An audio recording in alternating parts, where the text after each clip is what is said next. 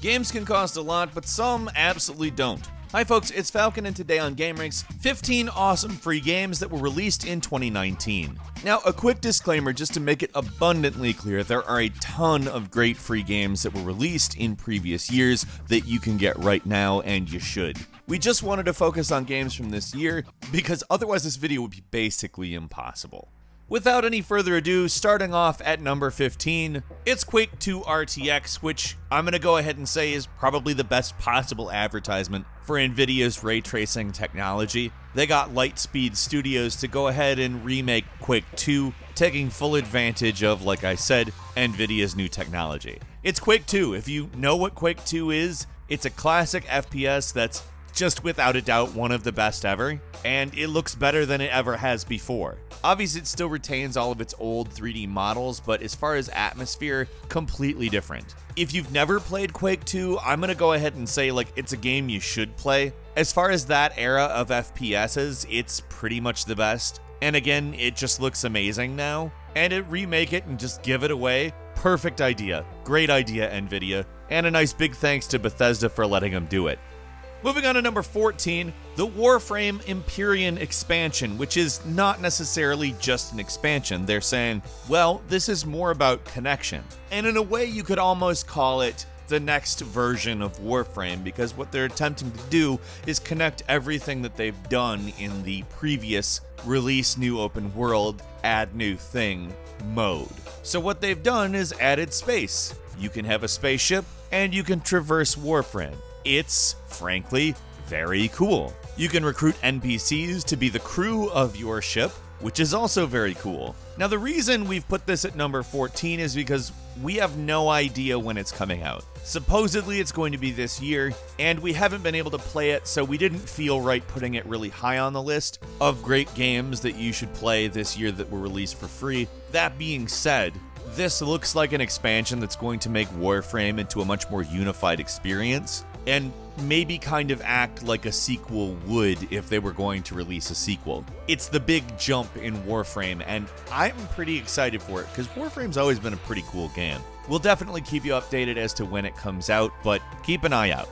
Moving on to number 13, let's talk about Undefeated. Now, there was a lot of Twitter buzz about this, calling it a Superman simulator, and on the surface, I'd say that's basically what it is. You're an invincible superhero with basically unlimited powers and can do whatever, rescuing people, stopping people who are doing harm, fighting supervillains, etc., etc. It's a game that's not going to blow you away graphically. It was made by 3 students, and if you keep that in mind, it's actually fairly impressive graphically. But most importantly, it's fun as hell. There's so much weirdness that you can accomplish just dealing with a big batch of cops, who, by the way, do not like you because apparently they like it when they get to help with their glowing red eyes. Wouldn't really characterize them as the friendly neighborhood cop stereotype or anything like that, though. There's stuff specifically to do, but, you don't have to. Just doing whatever in this game is fun as hell. Undefeated is amazing. Play it. Moving on to number 12, Maelstrom is a naval battle royale where you play as a ship. It is paced like an arcade game, and it's so fun. See, the thing that makes this fun is it doesn't try to be a deep simulation. It knows exactly what it's going for, in that a battle royale game is basically meant to be jumped into and the action starts. That's how this plays out. It's incredibly chaotic. It might remind you a bit of Sid Meier's Pirates, but obviously it's a battle royale. Obviously, all of the regular trappings of battle royale, where you're going up against a bunch of other ships, are of course there, but there's also big monsters, and that adds an element of unknown to the gameplay. And between that and environmental disasters, really there's nothing I can say that's negative about this. If the premise sounds fun to you, I can't imagine you not liking it. Maelstrom does exactly what I expect it to do, in exactly the way I would hope it would do it. Moving on to number 11, Kurtz Belle is a game that takes a lot of ideas and puts them into one thing pretty well, I think. It's a third-person action battle game. I would call it maybe a very action-oriented MMORPG take that's very clearly anime-inspired with a very good environmental visual style. Obviously, the characters look like anime, but the world itself is actually very pretty as well. It's got a pretty extensive character creator that, despite giving you lots of choice, makes stuff that looks like it belongs in the world, which is very cool in my opinion. It's got a nice, quickly paced battle system that doesn't feel like a ripoff, I guess. It does have some in-app purchases, but I wouldn't call it pay to win. I think you could probably easily not spend any money in this game, but that leads us to our next point. It is an early access game, and it is obviously not a complete game, because there are still bugs and problems with it that hopefully will be fixed by the final release. However, the game is extremely fun. Moving on to number 10 is Dead or Alive 6 Core Fighters. Now, this is the free-to-play version of Dead or Alive 6. It's kind of a restricted, less content-rich version of the game, although it's more than I would call a demo. You get access to 4 characters: Base, Kasumi, Hitomi, and a new character called Diego, and you pretty much get every mode except for the story mode is just the first chapter, which is fine because quest mode is absolutely phenomenal.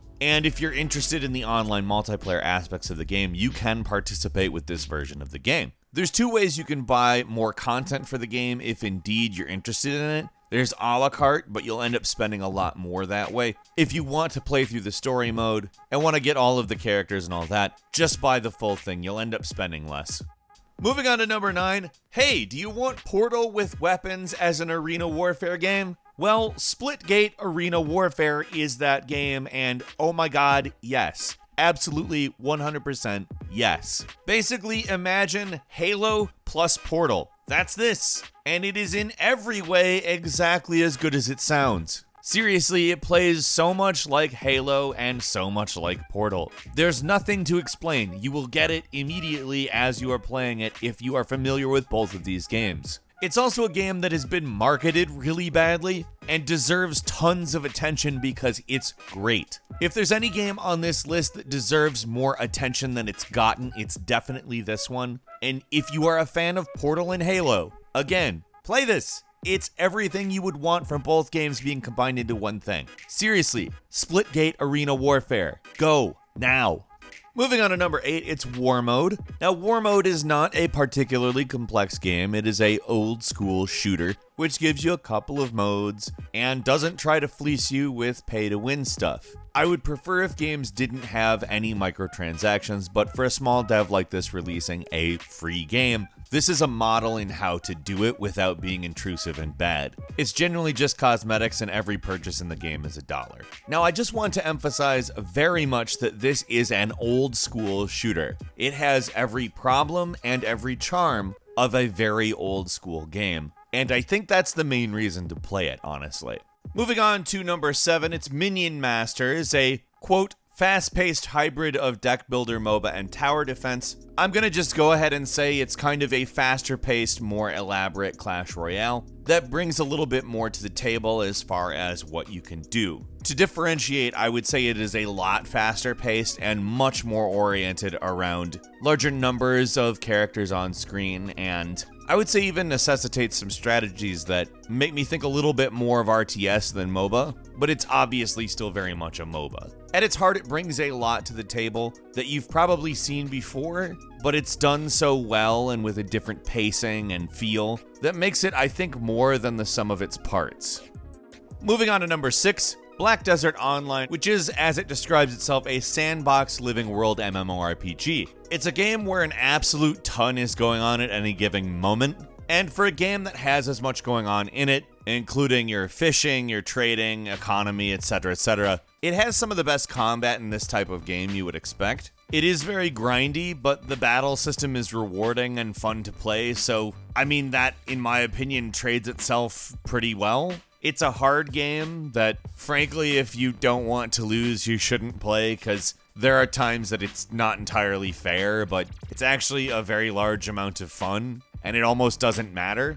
And at number 5 is Black Squad, which if you've ever played CSGO, imagine that with a little more influence from Call of Duty, but not the more recent stuff. It's not a game that's going to blow you away with new style mechanics. It's in some ways maybe a little bit bland as far as the graphics go, but really is actually fun to jump into and doesn't make you do a lot of stuff in order to enjoy the game to its fullest. It's not a pay to win. And obviously that's a huge plus in any free competitive game. And I'm not going to say that this is one of those games that like leans on old school charm. It's just simple.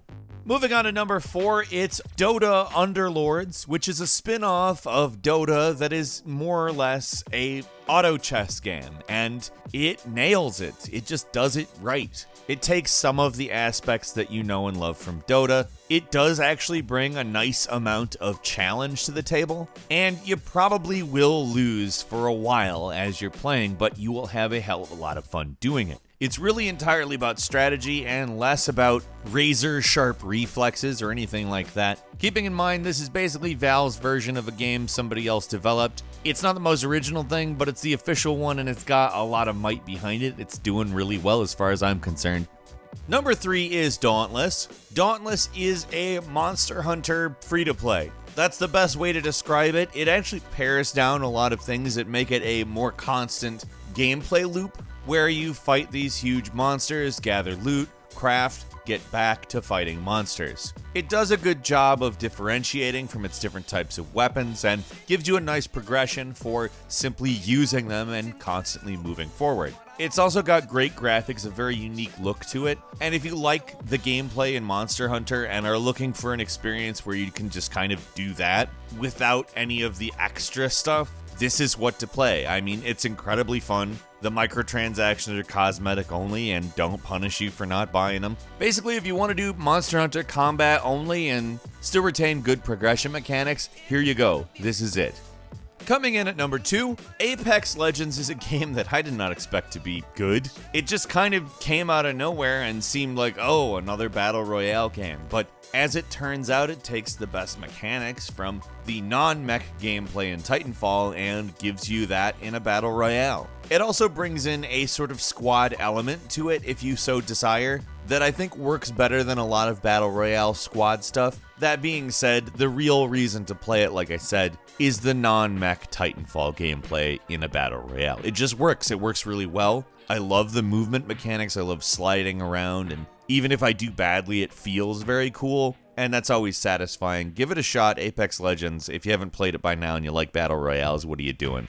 And finally, at number 1, Destiny 2. Yeah, there's a free-to-play version of Destiny 2 now, and that's really cool. It's called Destiny 2 New Light, and it's Destiny 2. Bungie not having to deal with Activision has just been great for people, and if you like Destiny, it's been just getting better since. If you haven't played Destiny 2, here's how to do it. Go to Steam and download it. It's so much better than having to deal with Activision's launcher, and honestly, it's just easy to feel the weight of Activision off of the game. It's Destiny 2 for free, like what questions are there to ask? Play it. Also, a quick bonus for you, Dissidia Final Fantasy NT Free Edition. Basically 3 versus 3 battles with a bunch of popular Square characters. It's a bit of a divisive game, but it's got pretty darn good combat, and as far as expecting it to look as bad as a PSP game, no, it definitely looks way better now. Moving on, we have Shepherd of Light, which is a student-made game that really does a different thing with its aesthetics. You have to find your sheep, which you've lost, but they obviously aren't sheep, they're just light, basically. They're more metaphorical sheep than anything else. And this essentially involves solving lots of environmental puzzles. Next is Teamfight Tactics, a Riot Games version of the Auto Battler. You'll need League of Legends to play, but that's also free as well. In truth, it definitely does enough to distinguish itself and give itself a worthwhile place in a quickly establishing genre. And I think at this point it's kind of preference because, again, the genre is very quickly establishing itself.